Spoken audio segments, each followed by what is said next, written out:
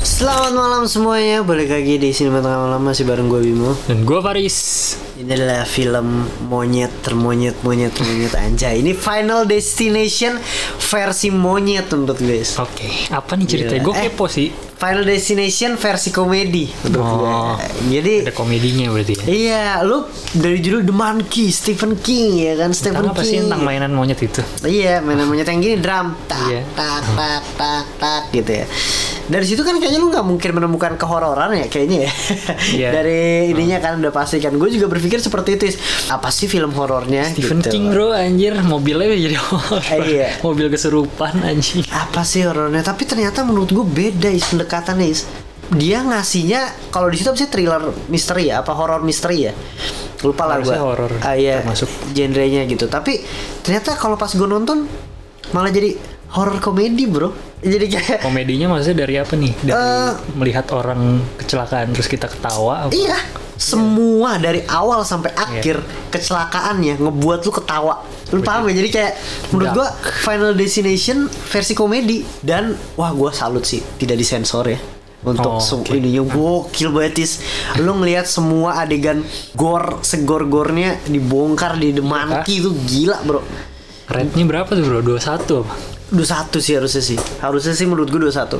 Jadi ceritanya tentang, ya balik lagi, ini yang gue suka adalah film ini tidak menjelaskan, bukan tidak menjelaskan ya, tapi apa ya, biarkan ini menjadi sebuah anomali. Anomali aja, dan lu nggak perlu tahu, tapi lu main aja udah sama ceritanya, udah gitu aja. Cuma diceritakan tentang apa, boneka monyet dak ketika dia udah begini berarti akan ada yang mati. Kayak gitu. Dan yang mati jadi di sekelilingnya, misalnya kita bertiga nih, gue, lu, Fedrian gitu ya, ada monyet, kita putar tak gitu kan. Yang muter mah nggak kenapa-napa, berarti antara lu, misalnya gue yang muter, lu sama Fedrian yang mati, nah kita nggak pernah tahu itu siapa. Tapi bukan cuma lu doang, tapi di satu rumah ini maksudnya siapa, misalnya di bawah lagi ada orang, bisa aja dia. Dan mati itu kayak Final Destination yang kayak suatu hal yang tiba-tiba gitu. Tapi role-nya maksudnya gimana? Apakah dia ngincar yang ada di rumah ini atau nah itu yang harus ada di satu tempat? Itu mungkin jadi ininya kali ya, minusnya kali ya, karena kita nggak pernah tahu. Iya, role-nya kurang clear. Role-nya kurang clear gitu. Itu jadi minusnya di situ, kayak nih kemana sih, radiusnya sejauh apa sih gitu. Pokoknya ada yang mati aja lah ya. Pokoknya ada yang mati aja lah kan gitu kan. Ya udah kayak gitu doang nih ceritanya. Si seorang pilot nemuin gitu, tak mau dibalikin nggak bisa bonekanya. Akhirnya pilotnya juga meninggal, tapi bukan karena hal itu, dikurung lah. Nah, dia punya 2 anak kembar. Ya akhirnya anak kembar itu satu nyebelin banget, satu baik banget gitu. Nah akhirnya 2 anak kembar ini nemuin. Jadi kayak kutukan keluarga gitu. Parah, bener-bener epic banget, lucu. Tapi itu setiap muter satu doang kan yang mati? Satu. Itu udah harus ada yang muterin lagi. Iya, ada yang muterin lagi. Tapi misalnya dibuang, ini balik lagi ya kan, anomali, dibuang kemana? Ada lagi yang nemu gitu. Di sini kok tiba-tiba di sini gitu. Soalnya lucu sih, tapi keren menurut gue. Bener-bener dark komedi banget juga gitu loh.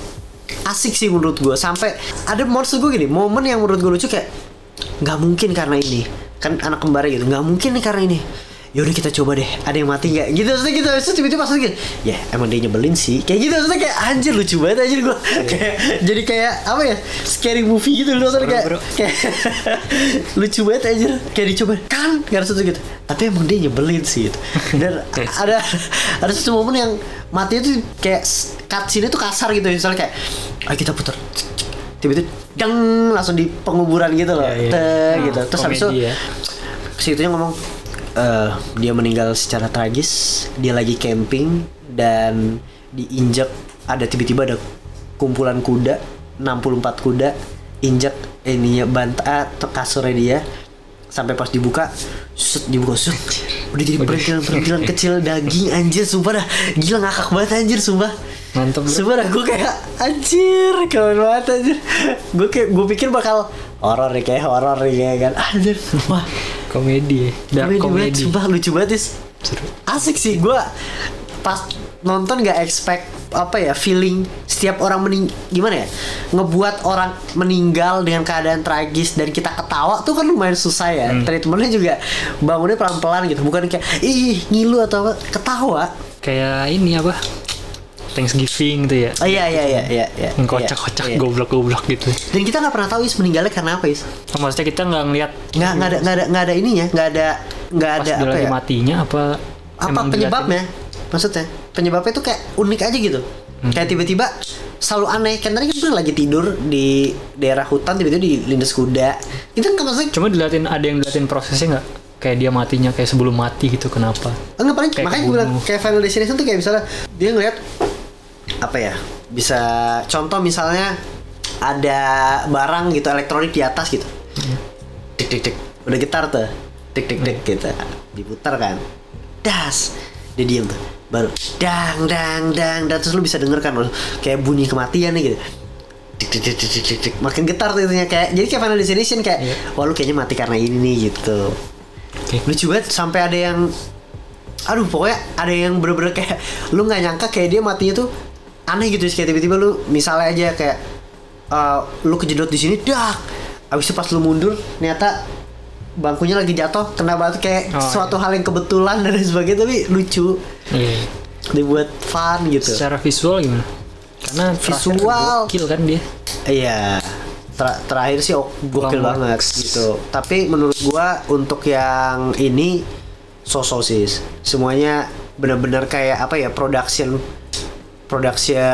standar sih gitu. Tapi gokil gitu. Padahal yang Long Legs tuh gila banget sih menurut gue. Ya bagus, bukannya apa ya? Bukan suatu hal yang kayak anjir bagus banget visualnya gitu. Gue karena Long Legs kan gue juga gak nonton, jadi gue gak bisa begitu bandingin. Cuma gue nontonnya kayak apa sih, Dr. Sleep kan Stephen King juga, tapi pendekatannya beda sih. Itu kan direkturnya si Mike Flanagan ya gitu. Nah itu maksudnya secara visual oke banget tuh gitu, misalnya kayak sinematografinya cakep. Ini memang benar-benar kuat di cerita dan lu nggak bakal expect. Ini spoiler. Lu nonton gak sih? Lu bakal nonton lu ya? Nonton lah. Ya udah jangan deh. Pokoknya lo sampai terakhirnya mungkin banyak yang nggak suka menurut gue di endingnya. Gue nggak tahu ya, karena pas gue keluar tadi selesai nonton itu tuh ada beberapa yang kayak pas gue nanya temen gue kayak dia bilang nggak suka, jelek gitu. Kenapa? Karena gitu doang? Gue nggak tahu alasannya, tapi gue memahami mungkin dari selama dia nonton dari awal sampai ending. Kalau lu nggak nonton tengah-tengah, awal sama ending itu kayak apa ya, dua film yang berbeda. Maksudnya bukan berbeda, tapi kayak absurd gitu. Absurd banget gitu loh. Nggak mungkin berarti kayak gak sesuai gini sama gitu. ekspektasi mungkin kali ya. Lu aja udah bingung sama rulesnya, di ending dilebarin lagi rulesnya. Maksudnya bukan rulesnya dilebarin sih, semakin ketidakjelasan tentang rulesnya, tapi impactnya semakin besar banget dan ngebuat lo makin ngakak, banyak yang mati gitu kayak. Tapi kayak apa sih lu sebenarnya apa sih gitu. Cuma jadi kayak ini mau film komedi doang ya, film apa sih, kayak komedi yang sengaja diabsurdin ya gitu misalnya, padahal kan enggak gitu sebenarnya. Ada mungkin gitu. Mungkin sutradara atau emang dari ceritanya pengen lebih komikal aja, lebih grand gitu di endingnya kan. Cuma mungkin orang lebih suka yang simple gitu. Absurd ada beberapa sih. orang. Iya, gue akuin absurd sih. Tapi gue kalau bilang kurangnya adalah apa ya, untuk menuju ke absurdnya memang patah banget, harus gue akuin nih.